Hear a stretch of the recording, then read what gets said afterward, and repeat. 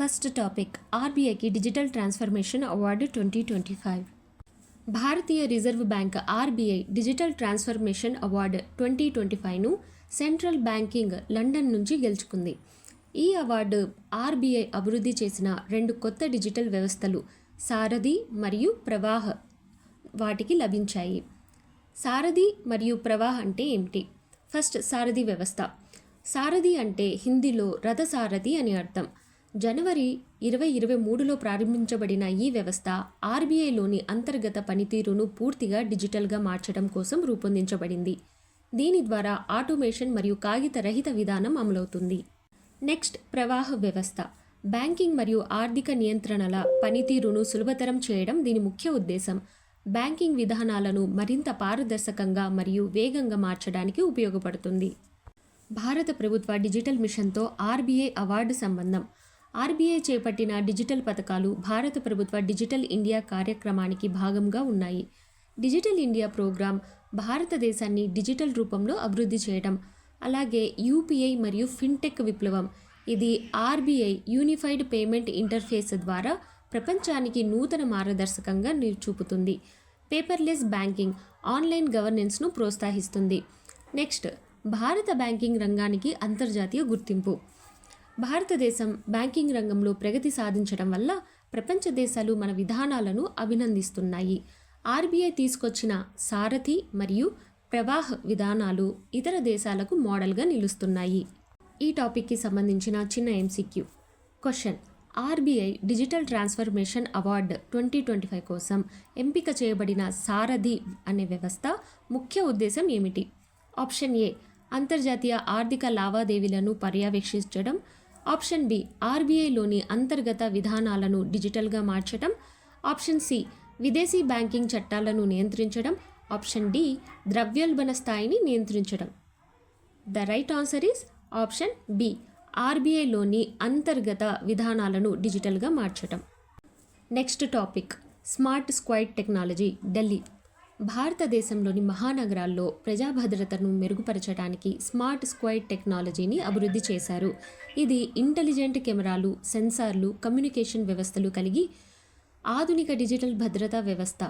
ఈ టెక్నాలజీ నేర నియంత్రణ, ప్రజా భద్రత, రహదారి భద్రత మరియు మహిళా భద్రత వంటి రంగాలలో ప్రభావవంతంగా ఉపయోగపడుతుంది. స్మార్ట్ స్క్వాడ్ టెక్నాలజీ అంటే స్మార్ట్ సిటీల భద్రత కోసం ఆధునిక టెక్నాలజీ, అలాగే సీసీటీవీ కెమెరాల కంటే అధునాతన భద్రతా వ్యవస్థ మరియు ఆర్టిఫిషియల్ ఇంటెలిజెన్స్ సహాయంతో నేరాలను అంచనా వేయగల సామర్థ్యం.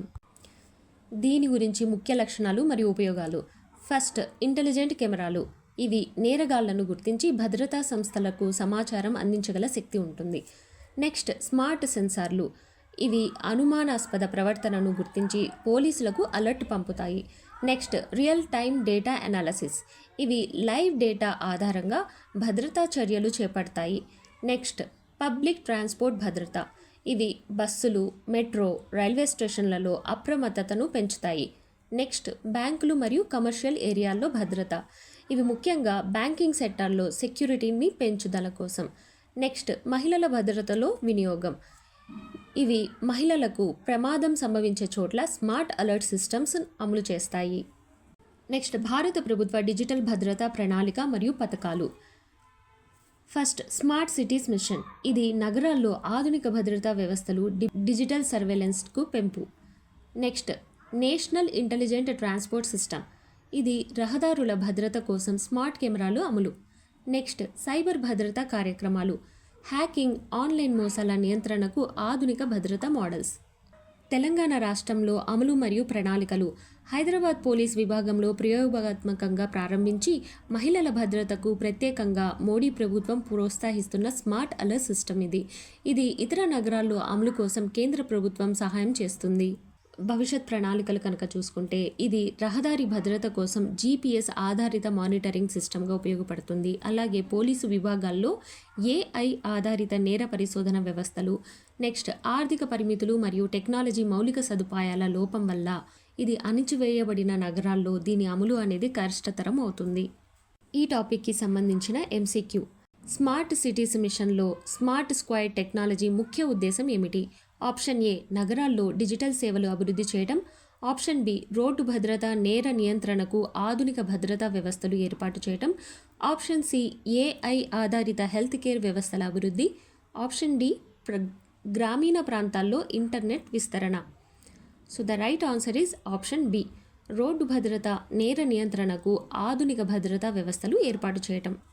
ఇది ప్రస్తుత ప్రభుత్వ పథకాలు డిజిటల్ ఇండియా స్మార్ట్ సిటీస్ మిషన్కు సంబంధించి ఇది చాలా అవసరం. The next topic is Shakti app Andhra Pradesh మహిళల భద్రత కోసం డిజిటల్ ఆవిష్కరణ. ఆంధ్రప్రదేశ్ ముఖ్యమంత్రి నారా చంద్రబాబు నాయుడు గారు అంతర్జాతీయ మహిళా దినోత్సవం సందర్భంగా ప్రకాశం జిల్లాలో మార్కాపురంలో జరిగిన కార్యక్రమంలో శక్తి యాప్ను ప్రారంభించారు. ఈ యాప్ ఆంధ్రప్రదేశ్ పోలీస్ శాఖ ద్వారా అభివృద్ధి చేయబడింది. దీని ప్రధాన ఉద్దేశం మహిళల భద్రతను మెరుగుపరచడం మరియు అత్యవసర పరిస్థితుల్లో తక్షణ సహాయాన్ని అందించడం. ఈ శక్తి యాప్ ముఖ్య లక్షణాలు ఏంటంటే అత్యవసర SOS బటన్, అంటే ఒక్క క్లిక్తో పోలీసులకు వెంటనే అలర్ట్ అనేది పంపగలరు. Next real time location tracking, ఇది పోలీసులకు బాధితురాలి స్థానం తక్షణమే తెలుస్తుంది. Next direct help line connectivity, ఇది మహిళలు పోలీసు హెల్ప్ లైన్తో తక్షణమే మాట్లాడే అవకాశం.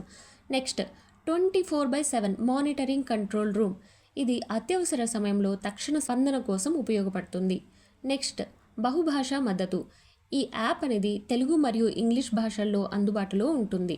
నెక్స్ట్ స్థానిక పోలీస్ స్టేషన్లతో అనుసంధానం, ఈ యాప్ ద్వారా దగ్గరలోని పోలీస్ విభాగం వెంటనే స్పందించగలదు. ఈ టాపిక్ రిలేటెడ్ ముఖ్యంగా తెలుసుకోవాల్సిన విషయం ఏంటంటే ఈ శక్తి యాప్ని ఎలా పనిచేస్తుంది అంటే ఎలా డౌన్లోడ్ చేసుకోవాలి అంటే స్టెప్ 1 గూగుల్ ప్లే స్టోర్ నుండి యాప్ను డౌన్లోడ్ చేయాలి. స్టెప్ 2 మీ మొబైల్ నెంబర్ మరియు అత్యవసర కాంటాక్ట్లను నమోదు చేయాలి. స్టెప్ 3 అపాయం ఏర్పడినప్పుడు SOS బటన్ నొక్కితే వెంటనే పోలీసులకు అలర్ట్ వెళ్తుంది. స్టెప్ 4 కంట్రోల్ రూమ్ బాధితురాలి లొకేషన్ను ట్రాక్ చేసి పోలీసులకు సమాచారం అనేది అందిస్తుంది. స్టెప్ 5 దగ్గరలోని పోలీస్ బృందం సంఘటనా స్థలానికి చేరుకోవడానికి సహాయం చేస్తుంది. నెక్స్ట్ శక్తి యాప్ లక్ష్యాలు ఏమిటి? ఇది మహిళల భద్రతను మెరుగుపరచడం, అంటే అత్యవసర సమయంలో తక్షణ పోలీస్ సహాయాన్ని అందించగలగటం. నెక్స్ట్ మహిళలపై నేరాలను తగ్గించడం, వేధింపులు కానీ స్టాక్లింగ్, హింస వంటి నేరాలను నిరోధించడం.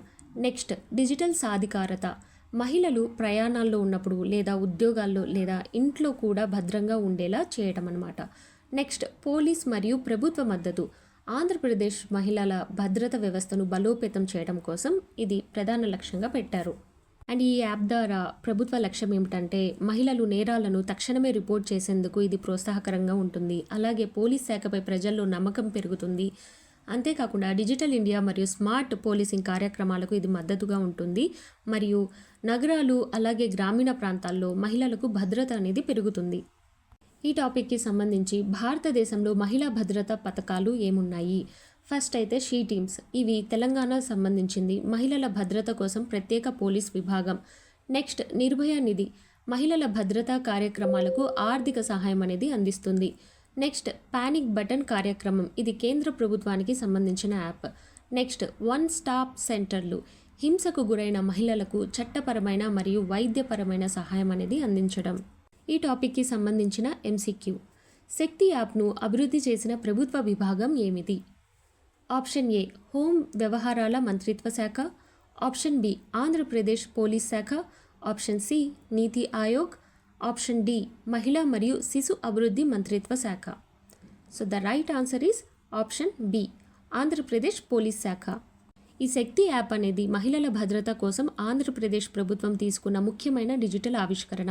ఇది ముఖ్యంగా డిజిటల్ భద్రత మరియు స్మార్ట్ పోలీసింగ్ విధానాలకు అనుగుణంగా ఉంటుంది. Next topic is very interesting. భారతదేశంలో ఎమ్మెల్యేలపై క్రిమినల్ కేసులు.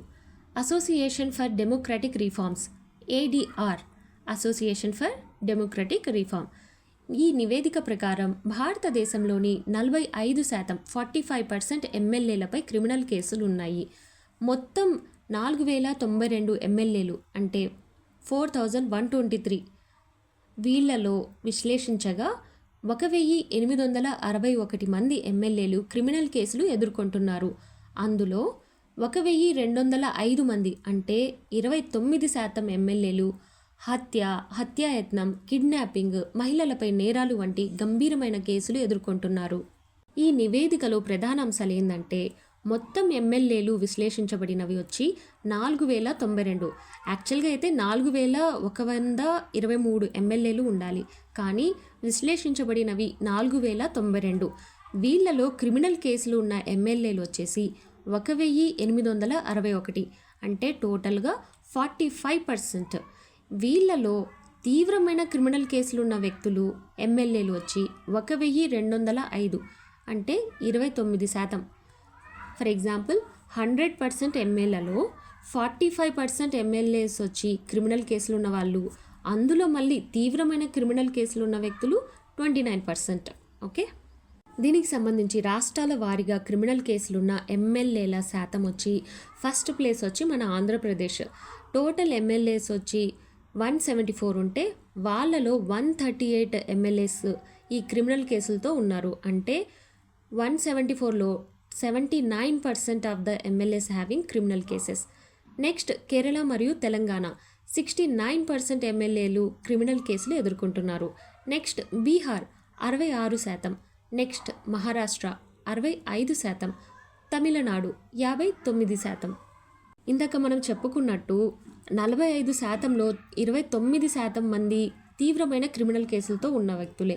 ఈ తీవ్రమైన క్రిమినల్ కేసులు అంటే హత్యాయత్నం కేసులు, అలాగే కిడ్నాపింగ్, దోపిడీ, మహిళలపై నేరాలు అంటే ఆగడాలు, లైంగిక వేధింపులు, అత్యాచారాలు మరియు అవినీతి మరియు ఆర్థిక నేరాలు సంబంధించిన కేసులు అనేవి వీళ్ళపైన ఉన్నాయి అనేసి. మన దేశంలో అయితే ప్రధాన క్రిమినల్ కేసులు ఉన్న వాళ్ళలో తెలుగుదేశం పార్టీ అనేది ఫస్ట్ పొజిషన్లో ఉంది. ఈ టాపిక్కి సంబంధించి చట్టపరమైన అంశాలు మరియు ఎన్నికల అర్హత. భారత రాజ్యాంగం ఆర్టికల్ 173 173 ప్రకారం ఎన్నికల్లో పోటీ చేసేందుకు అర్హత నిబంధనలు అనేవి ఉంటాయి. ప్రజా ప్రాతినిధ్య చట్టం 1951 సెక్షన్ 8 ప్రకారం 2 సంవత్సరాలకు పైగా శిక్ష పడిన వ్యక్తులు ఎన్నికల్లో పోటీ చేయడానికి అర్హత లేదు. అలాగే సుప్రీంకోర్టు ఇచ్చిన తీర్పులు ఏంటంటే 2014 లిల్లీ థామస్ కేసు, ఇది శిక్ష అనుభవించే నాయకులను వెంటనే అనర్హులుగా ప్రకటించాలి అనేసి. నెక్స్ట్ 2020 రాజకీయ నాయకులకు కేసులపై త్వరితగతిన విచారణ అనేది ఇవ్వాలి అనేసి. వీటికి గాను ప్రత్యేక కోర్టులను ఏర్పాటు చేయాలని ఆదేశం ఇచ్చారు.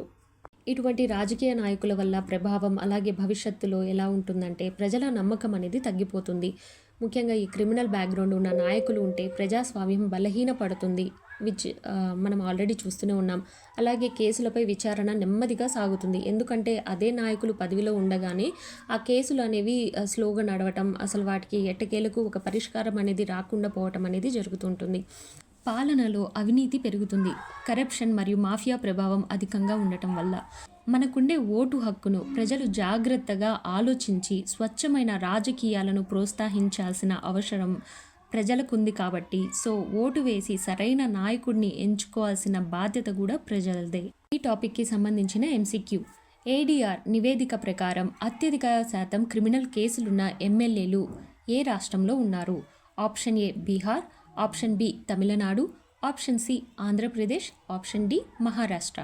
Correct answer is option C Andhra Pradesh. Guys, just ఈ వీడియో ద్వారా నేను కమెంట్స్ అయితే కోరుకుంటున్నాను. మై క్వశ్చన్ ఈస్, భారత రాజకీయాల్లో క్రిమినలైజేషన్ మీరు ఏమనుకుంటున్నారు? కమెంట్ సెక్షన్లో తెలపండి. Thank you.